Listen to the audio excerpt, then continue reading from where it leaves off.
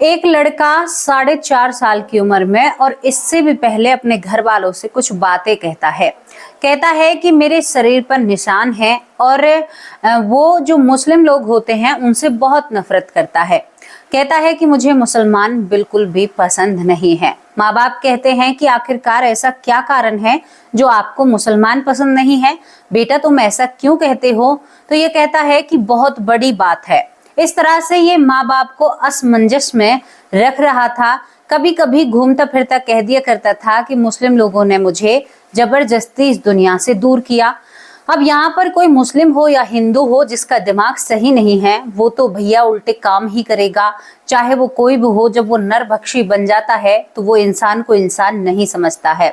उसके बाद ये लड़का जब 5 साल का होता है तो ऐसे राज खोलता है कि माँ बाप के पैरों तले भी जमीन निकल जाती है और वो भी कहते हैं कि मुस्लिम लोग अच्छे नहीं होते। आखिरकार ऐसा क्या किया था इस बच्चे के साथ मुस्लिम लोगों ने जो ये मुस्लिमों से इतनी नफरत करता था? कौन सी नफरत इसे सता रही थी? कौन सी नफरत इसे सोने नहीं दे रही थी? क्या बातें थी, क्या काम था, क्या स्टोरी थी? बहुत ही रोचक घटना है और दिल को छू लेने वाली घटना है, जहां पर एक पिता बेटे की याद में पागल तक हो जाता है, यानी बावला हो जाता है। जहां तक एक परिवार जो बहुत ऊंचे तबके का यानी सेठ परिवार था वो खंडन हो जाता है। क्या है ये घटना? क्यों मुस्लिम लोगों का इस घटना में जिक्र आता है? क्या पूरी कहानी है? जब आप सुनोगे तो हैरान हो जाओगे। और इस घटना को रिसर्च करने के लिए अमेरिका तक से लोग आते हैं और इस घटना को रिसर्च किया जाता है। यहाँ की जानी मानी हस्तियों ने, उन्होंने भी, डॉक्टर बैनर्जी, यहाँ पर 2-3 अखबार होते हैं। पंजाब केसरी अखबार में आपको इसका आर्टिकल मिल जाएगा। यहाँ पर हिंदी प्रताप अखबार में आपको इसका आर्टिकल मिल जाएगा। डॉक्टर स्टीवेंसन ने भी इस कहानी के ऊपर बहुत ज्यादा शोध किए थे। ये घटना लाखों लोगों को झंझोर कर रख देगी कि ऐसा कुछ भी हो सकता है। दोस्तों, आप इस दर्द भरी कहानी को सुनने के लिए तैयार हैं? इस कहानी में 2 बयान बहुत ज्यादा महत्व रखते हैं। वो बयान सभी लोगों को हिलाकर रख देते हैं। हालांकि इस कहानी में पुष्टि नहीं हो पाती है कि कौन सा बयान सही है, लेकिन दोनों ही पहलू से बड़ी यानी भावनाओं से खेलने वाली या दिल को दुखा देने वाली और रुला देने वाली घटना है। क्या आप इसको सुनने के लिए तैयार हैं? चलिए दोस्तों, हमारे साथ एक और नए सफर पर, एक और नई घटना पर जो आपको शायद जीने में मदद करेगी, आपको सोचने पर मजबूर करेगी कि जिंदगी इस तरह से भी हो सकती है। आत्मा कहां कहां जा सकती है, क्या क्या कर सकती है, ऐसा भी हो सकता है। 100% सत्य घटना है। कई जाने माने लोगों की मोहर लगी हुई है और कई आर्टिकल हैं। उस अखबार का फोटो भी साइड में आपको दिखाऊंगी जिस अखबार में ये आर्टिकल छपा हुआ था, ये कहानी का, वो फोटो भी हम आप लोगों के लिए लेकर आए हैं। तो चलिए, आपको हमारे साथ पंजाब के मनसा में चलना होगा। पंजाब का मनसा, जहां पर एक लड़के का जन्म होता है। लड़के के शरीर पर कुछ जलने के निशान थे और ये लड़का जन्म से ही निशानों के साथ पैदा होता है। जब ये लड़का पैदा होता है तो धीरे धीरे जब ये लड़का बड़ा होता है तो इस लड़के की जो मानसिक हालत थी वो घर वालों को ठीक नहीं लगती है, क्योंकि ये अजीब अजीब तरह की बातें करता है।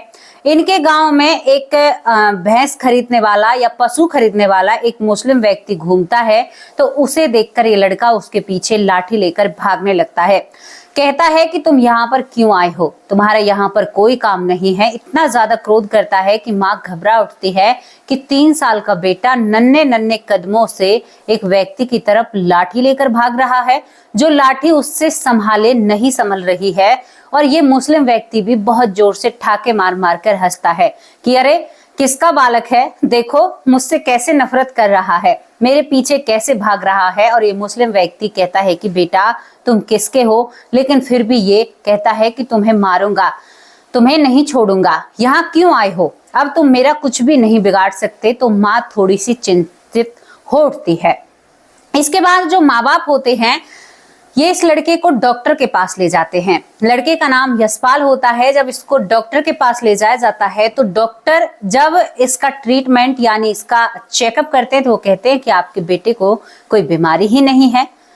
तो यहाँ पर ये लड़का कहता है कि मैं भी तो यही कहता हूँ डॉक्टर साहब, मुझे कोई बीमारी नहीं है, लेकिन माँ बाप नहीं मानते हैं, मुझे जबरदस्ती आपके पास लाया गया है। डॉक्टर हैरान भरी नजरों से देखता रहता है। कहाँ बच्चा किसी दूसरे की गोदी में आने से भी परेशान होता है, वहां पर एक बच्चा डॉक्टर साहब को सलाह दे रहा था। तो डॉक्टर अपने एक दराज होती है, यानी जो खींचने वाली नहीं होती है, उससे एक टॉफी निकालकर उस जमाने में इस बच्चे को दे देता है। ये बातें कब की होती हैं? अगस्त 1964 में ये लड़का 5 साल का हो जाता है, यानी इसका जन्म 1964 से 5 साल पहले हुआ था और इस लड़के का नाम यशपाल होता है। अब ये लड़का धीरे धीरे जब बड़ा होता है तो बड़ा होने के साथ साथ इसकी ये बातें और भी बढ़ती है। माँ कई फकीरों के पास लेकर जाती है, बाबाओं के पास लेकर जाती है, सब कहते हैं कि किसी का साया है, इसको नफरत है मुस्लिमों से, तो कुछ ना कुछ कोई मुस्लिम आत्मा इसके ऊपर है जिसको मारा है और ये बदला लेने के लिए आई है। माँ के जी को घबराने वाली सारी बातें होती हैं और ये लड़का 5वीं साल में चल जाता है। अगस्त का महीना होता है, 1964 सन चला हुआ था।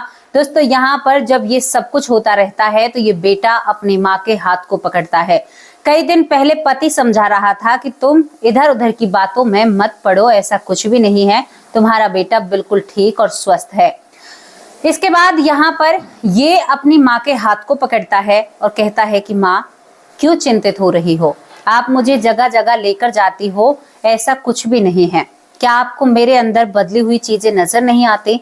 जहाँ 5 साल का बच्चा थोड़ी शर्माता है या ऐसी बातें नहीं करता, माँ मैं आपसे इतनी सारी बातें करता हूँ, आपको समझ में नहीं आता? माँ मैं आपका बेटा भले ही हूँ लेकिन मैं कहीं और से रिश्ता रखता हूँ।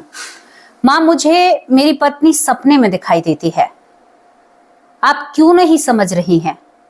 मैं 2 जन्मों से जुड़ा हुआ हूँ, मैं 5 साल की उम्र में इन बातों को समझ गया और आप इतनी बड़ी हैं, आप तब भी इन बातों को नहीं समझ रही हैं। मुझे बहुत तकलीफ होती है माँ। आप मुझे डॉक्टर के पास लेकर जाती हो, फकीरों के पास लेकर गई हो, मौलवियों के पास लेकर गई हो, बाबाओं के पास लेकर गई हो, गुरुद्वारे लेकर गई हो। माँ मैं परेशान हूँ, मेरी परेशानी को समझो, आप मुझे दिल्ली लेकर क्यों नहीं जाती? माँ कहती है कि दिल्ली में क्या है तेरा? माँ से कहता है कि बैठो। छोटे छोटे हाथों से पानी लेकर आता है, कहता है कि माँ इस पानी को पियो। माँ दिल्ली में मेरी मृत्यु हुई थी, दिल्ली में मेरे 2 बच्चे हैं, मेरी माँ है, मेरा पिता है, मेरी पत्नी है जिसका नाम चंद्राबल है। माँ चंद्राबल बहुत खूबसूरत थी, मैं चंद्राबल का पति था और मेरे 2 बच्चे हैं, मैं उनसे मिलना चाहता हूँ। अगर आप मेरा ये काम कर दोगी तो मैं सारी गलत हरकतें, यानी जो आपको परेशानी दे रही हैं, मेरे लिए तो ये गलत नहीं है लेकिन आपको परेशानी हो रही है, मैं इन सारी चीजों को छोड़ दूंगा, केवल एक बार मुझे चंद्राबल से मिलना है। यानी इसकी पत्नी का नाम चंद्राबल होता है, पिता का नाम यहाँ पर चिरंजी लाल होता है, ये पिता का भी नाम बताता है। माँ कहती है कि तू जो कुछ भी बोल रहा है ना, मेरी कुछ भी समझ में नहीं आ रहा, तू क्या कहना चाहता है मुझसे, क्या तेरे जीवन की कहानी है?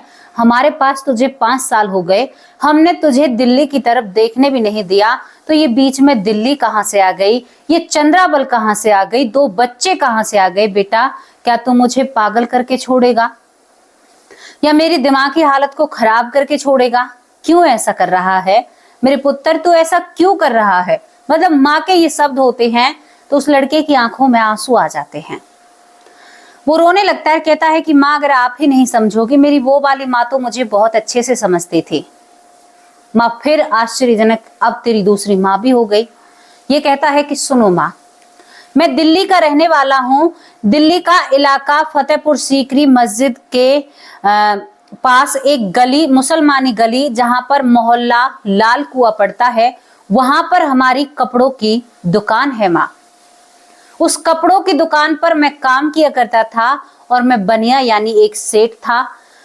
मेरे पिता बहुत पैसे वाले थे और हमारे पास किसी भी चीज की कोई कमी नहीं होती है माँ, हम बहुत धनी थे, हम पर बहुत पैसा होता है, कोई भी दिक्कत या परेशानी नहीं थी और मैं बहुत अच्छी जिंदगी जी रहा था। मेरी पत्नी चंद्राबल होती है, 2 मेरे बच्चे थे और 27 साल मेरी उम्र होती है और मैं अपने परिवार के साथ बहुत खुशी से रहता था। पैसों की आमदनी बहुत थी। जो मुसलमानी इलाका होता है माँ, मोहल्ला होता है, लाल कुआं के पास जो दुकान थी, वहां पर कुछ मुस्लिम लोग होते हैं। अब ये पहली बार में अपनी माँ से कहता है कि माँ मेरी किसी चीज को लेकर कुछ लोगों से बहस हो जाती है, यानी कुछ मुसलमानों से बहस हो जाती है। माँ वो लोग मेरी दुकान में आग लगा देते हैं और उसके बाद मैं उस आग में ही झुलस जाता हूँ और इस दुनिया से दूर चला जाता हूँ। झुलसने के बाद माँ मैं अपने आप को देखता हूँ, मैं दूर खड़ा हूँ और मेरी दुकान में आग लगी हुई है और लोगों का हंगामा वहां पर हुआ है। वहां पर पुलिस आई है और मेरे बाबा मेरे लिए बहुत रो रहे हैं। मेरी पत्नी चंद्राबल तो जमीन पर हाथ मार मार कर रो रही है।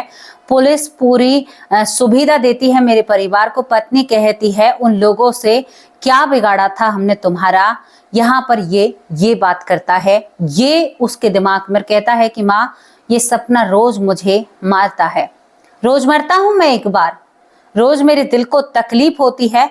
क्या बताऊं तुम्हें दिल का हाल, जो दिल का हाल बुरा है उसे किसी को समझा भी नहीं सकता।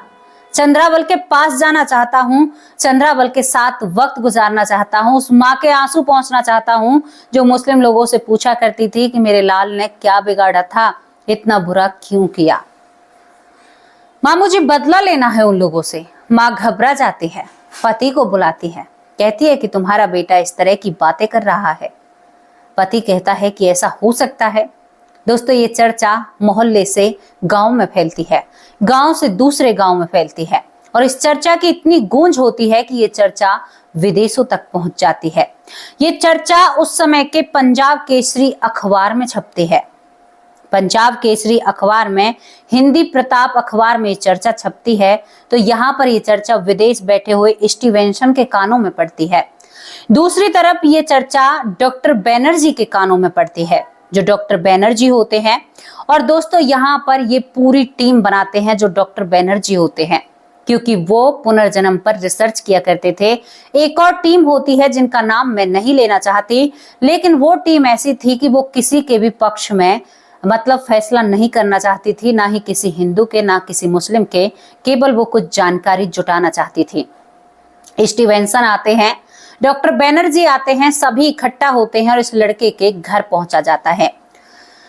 जब ये इस लड़के का बारी बारी से इंटरव्यू लेते हैं तो ये लड़का बिल्कुल भी नहीं झिझकता है, सबको एक एक बात को बिल्कुल एग्जैक्ट बताता है कि ऐसा वहां पर हुआ था, इस मोहल्ला लाल कुआं के पास हमारी दुकान है, वहां पर कुछ लोगों से मेरी झड़प हुई, उसके बाद ये हुआ। कभी कभी ये लड़का एक संदेह भरी बात कहता था कि एक पल के लिए मुझे लगता है कि मेरी दुकान में बिजली का कोई शॉर्ट सर्किट हुआ था, उसके कारण झुलसा था, लेकिन एक पल मुझे लड़ाई नजर आती है। अब तो मुझे ये वहां पर जाकर ही पता चलेगा कि मेरी मृत्यु किस कारण हुई है। मेरी पत्नी का नाम चंद्राबल है और अभी तक मैं दिल्ली नहीं गया हूं क्योंकि माँ बाप लेकर नहीं गए थे। दोस्तों यहाँ पर स्टीवेंसन, डॉक्टर बैनर्जी और तीसरी वो संस्था होती है जो आज भी काम कर रही है, उनका व्यक्ति एक जीवित है। ये सभी अपने पेन पेपर लेकर पहुंच जाते हैं और इस लड़के को पहले दिल्ली ले जाया जाता है। इस लड़के के इंटरव्यू आर्टिकल बनकर अखबार में सुर्खियां बटोरते हैं और सुर्खियां बटोरने के बाद ये पूरी टीम, करीबन यहाँ पर 22 लोगों की टीम इस लड़के को दिल्ली लेकर पहुंचती है। जब इस लड़के को दिल्ली लेकर पहुंचा जाता है और इस मुसलमानी मोहल्ले पर इस लड़के को दूर ही स्टेशन से कहा जाता है कि क्या तुम यहाँ से ही उस मोहल्ले तक पहुंच सकते हो जिसका तुम जिक्र करते हो, हमें तो पता नहीं है। तो ये जो 5 साल का लड़का था यशपाल, ये कहता है कि हाँ क्यों नहीं, मैं आपको स्टेशन से ही वहां पर पहुंचा सकता हूं। दोस्तों ये गूंज जब पूरे देश में गूंजती है तो अखबार के जरिए कुछ लोगों को पता चलता है और लोगों की भीड़ जमा हो जाती है इस लड़के को देखने के लिए। ये लड़का उस मोहल्ले में पहुंचता है और उस मोहल्ले में पहुंचते ही उस दुकान पर पहुंच जाता है जो इसके कपड़ों की दुकान थी और यहाँ पर इस लड़के को अकेला छोड़ दिया जाता है। और जब ये उस मोहल्ले में पहुंचता है और एक कैमरामैन इस लड़के के पीछे चलता है तो वहां के जो लोग होते हैं मोहल्ले के, वो समझते हैं कि किसी फिल्म की शूटिंग चल रही है और ये लड़का उसमें किरदार निभा रहा है। किसी को नहीं पता था कि ये इसी मोहल्ले का चंद्रावल का पति वापस लौट कर आया। दोस्तों जब ये वापस लौट कर आया था तो वापस लौट कर आता है तो सभी लोग कुछ ज्यादा चर्चा नहीं करते हैं, लेकिन जब ये अपनी दुकान पर पहुंचता है तो वहां पर अपनी दुकान की तरफ उंगली कर कर कहता है कि ये है मेरी वो दुकान, आज अच्छे से चल रही है, लेकिन दुकान पर कोई और बैठा था। ये लड़का कहता है कि इस दुकान के जो मालिक हैं, जिनका नाम यहाँ पर चिरंजी लाल है, वो कहाँ पर हैं। दुकानदार कहते हैं कि तुम कौन हो भैया, कैसे जानते हो, वो तो बहुत दिन के यहाँ से गए हुए हैं। ये कहता है कि मैं उनका बेटा हूं और ये हमारी दुकान है। तो ये दुकानदार कहता है कि मैंने इस दुकान को किराए पर ले रखा है और यहाँ पर मैं तुम्हारे पिता को किराया देता हूँ। लेकिन उन्होंने कभी जिक्र नहीं किया कि उनका इतना छोटा बेटा भी है और इतने लोगों के साथ किराया वसूल करने के लिए आएगा। तो यहाँ पर ये लड़का कहता है कि मैं किराया वसूल करने के लिए नहीं आया हूँ, मैं अपने परिवार से मिलने के लिए आया हूँ। और इस दुकानदार को भी पता चलता है कि ये लड़का इस तरह से इस दुकान में इसकी ही मृत्यु हुई थी, जो जलने वाला था ये वही था। तो दुकानदार भी हैरान हो जाता है, पूरा मोहल्ला इकट्ठा हो जाता है और ये लड़का उस मोहल्ले से चीख कर कहता है, पूछता है कि मेरे साथ क्या हुआ था, क्यों उन मुस्लिम लोगों ने मेरे साथ ऐसा किया था। इस मोहल्ले में मुस्लिम भी रहते थे। अब सभी हैरान और सोच में पड़ जाते हैं कि इसको याद है, ये सच में ही वही है। इसको क्या पता, अभी तो अपने घर भी नहीं गया, क्योंकि सभी को पता था कि इस लड़के के माँ बाप गांव जा चुके हैं, क्योंकि वो अपने बेटे की मृत्यु का सदमा बर्दाश्त नहीं कर पाए थे। मोहल्ले वाले आनाकानी करते हैं, कोई भी सच नहीं बताता है। कुछ लोग चुपके से बोलते हैं, अरे इसको तो जलाया गया था, अरे इसके साथ तो बेईमानी की गई थी। लेकिन कुछ लोग कहते हैं कि नहीं, ऐसा कुछ नहीं हुआ था, शॉर्ट सर्किट हुआ था। ये बात सुलझ नहीं पाती है। अब जो रिसर्च करने वाले थे यहाँ पर एक पॉइंट नोट करते हैं कि कोई भी सही नहीं बता रहा था। जो कह रहे थे कि उन लोगों ने गलत किया है, वो पॉइंट भी नोट किया गया था। कुछ लोग कह रहे थे कि शॉर्ट सर्किट ही हुआ है। अब किसी की भी समझ में नहीं आता है, लेकिन ये लड़का चीख चीख कर कहता है कि मेरे छोटे से विवाद की वजह से ये सब कुछ हुआ था। उन लोगों ने मेरे साथ ऐसा किया था, मेरी छोटी सी बात को लेकर, पैसों को लेकर कुछ बातें थी और उन्हीं के ऊपर इनके साथ ऐसा किया गया था। आपसे पूछना चाहती हूँ कि आप किसको सत्य मानते हो? मैं ज्यादा कहूंगी तो फिर कहेंगे कि आप बेतुकी बातें और इन बातों को बहुत ज्यादा उठाती हैं। क्यों ना उठाऊं भाई? जहां पर इंसान को इंसान नहीं समझा जाता ना, मैं उन लोगों को इंसान की गिनती में नहीं गिनती जो लोगों के साथ बर्बरता करते हैं, लोगों के साथ क्रूरता बरतते हैं। वो लोग मुझे बिल्कुल भी पसंद नहीं है। जो इंसान को इंसान नहीं समझते, मैं उनको इंसान नहीं समझती। क्योंकि आप किसी के साथ बुरा कर रहे हो और दूसरे से आप अच्छे की उम्मीद करोगे तो ये बिल्कुल गलत है, कोई नहीं करेगा। इसके बाद यहाँ पर ये सारी चीजें नोट कर ली जाती हैं। रिसर्च टीम को कुछ नहीं मिलता, लेकिन इस लड़के की 5 साल के लड़के की आंखें भर आती हैं। कहता है कि दूसरा जन्म लेकर आया हूं, लेकिन सच्चाई नहीं मिली है मुझे सच पता नहीं चला है। इसके बाद ये लड़का कहता है कि चलो घर, माँ बाप से मिलना है। मोहल्ला शांत हो जाता है कि इसके माँ बाप तो है नहीं, इसे घर भी याद है। इससे दूर इसका घर होता है, यहाँ पर कटरा छज्जू राम गेट के पास इसका घर होता है दिल्ली में। दोस्तों, ये पूरी टीम को लेकर वहां पर जाता है और वहां पर जाने के बाद ये अपने घर को पहचान लेता है, लेकिन वो घर भी बंद था। यहाँ पर एक पंडित जी थे। उन पंडित जी के पास जाकर ये लड़का कहता है कि पंडित जी, मेरे माँ बाप कहाँ पर हैं? पंडित जी कहता है, भैया तू कौन और कौन से माँ बाप? ये कहता है कि मैं चंद्राबल का पति हूँ। चंद्राबल कहाँ है? मेरे माँ बाप कहाँ पर हैं? वो कहते हैं कि कैसे हो सकता है चंद्राबल का पति? वो तो इस दुनिया से जा चुका है, उसके साथ तो बहुत गलत हुआ बेटा। ये लड़का कहता है कि पॉइंट करो, मेरी बात में झूठ नहीं है। अब इतने सारे लोगों को देखकर पंडित जी हैरान हो जाता है। पंडित जी को भी पूरी कथा सुनाई जाती है। ये लड़का कहता है कि मैं वो हूँ, खुद ही बता देता है कि भैया मैं यहाँ पर रहने वाला था, मैं वही था। तो पंडित जी रोने लगते हैं, कहते हैं कि बेटा तू तो बहुत अच्छा था, बहुत अच्छा स्वभाव था तेरा। यहाँ पर इस लड़के को, ये लड़का कहता है कि मेरे माँ बाप कहाँ हैं? बोल बेटा वो तो गाँव गए हैं। क्यों? तो यहाँ पर पंडित जी कहता है कि बेटा तुम्हारे पिता जिस दिन से तुम इस दुनिया से गए हो वो बावले हो चुके हैं। मानसिक स्थिति उनकी सही नहीं है, मानसिक हालत हिली हुई है। माँ तुम्हारी विलाप करती है, तुम्हारी पत्नी तुम्हारे माँ बाप को पाल रही है। बड़ी संस्कारी निकली है तुम्हारी चंद्राबल। तो ये लड़का हंसकर कहता है, मेरी पत्नी है ही इतनी समझदार, मेरी पत्नी है ही इतनी प्यारी, मैं उसकी कितनी तारीफ करूं।